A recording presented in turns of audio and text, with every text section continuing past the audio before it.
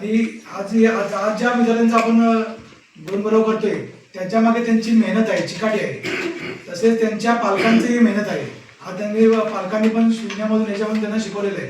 तसेच आपले शिक्षक वर्ग त्यांच्या पाठिंबा त्यांच्या मार्गदर्शनामुळे त्यांना आज एवढे मॅडमने उल्लेख केला की 70% वरती आपले सगळे मुलं आहेत. म्हणजे हा सगळ्यात मोठा गौरव आहे की 70% वरती आहेत. कारण मुंबईला पण आम्ही बघतो कोणाला 60% मिळाले, कोणाला 50% म्हणजे 2 क्लास लावून शाळा असून 60% वरती कोणाला पाडता येते.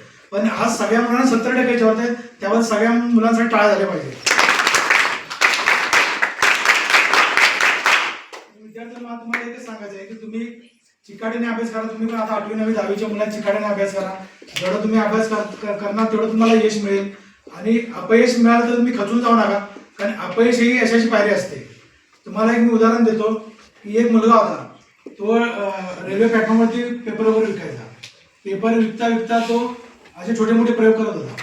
नंतर तिकडच्या टीसीने बघितलं तर हा मुलगा इथे काय काय करतोय, मेहनत करतोय, म्हणजे पेपर पण विकतोय आणि शाळा शिकतोय आणि प्रयोग पण करतोय. तर त्याने एक इंजिनचा जुना डबा त्याला दिला. या इंजिनच्या डब्यामध्ये तू प्रयोग कर आणि पेपर पण विक. तो इंजिनच्या डब्यामध्ये प्रयोग करू लागला आणि पेपर विकू लागला. नंतर त्याने 1000 प्रयोग त्याचे अयशस्वी झाले. 1000 प्रयोगापर्यंत त्याला अपयश आलं. पण 1001 प्रयोग होता तो यशस्वी झाला आणि आपला विजेचा दिवा बनला. तो म्हणजे आपला थॉमस एडिसन यांनी विजेच्या दिव्याचा शोध लावला. आज त्याचे 1000 प्रयोग अपयशी होऊन सुद्धा 1001वा प्रयोग यशस्वी झाला. याच्यामागे म्हणजे त्यांची किती मेहनत असेल. त्यामुळे तुम्ही पण अपयश आलं काय खचून जाऊ नका. पुढे तो आता तुमची 8वी 9वी 10वी मुलांनी एक विजन डोळ्यासमोर ठेवा, एक गोल ठेवा की आपल्याला काय म्हणायचं आहे. किती लोक स्वप्न बघतात तिथे, स्वप्न सगळे बघत असतील. आतवरती करा, किती लोक बघतात स्वप्न.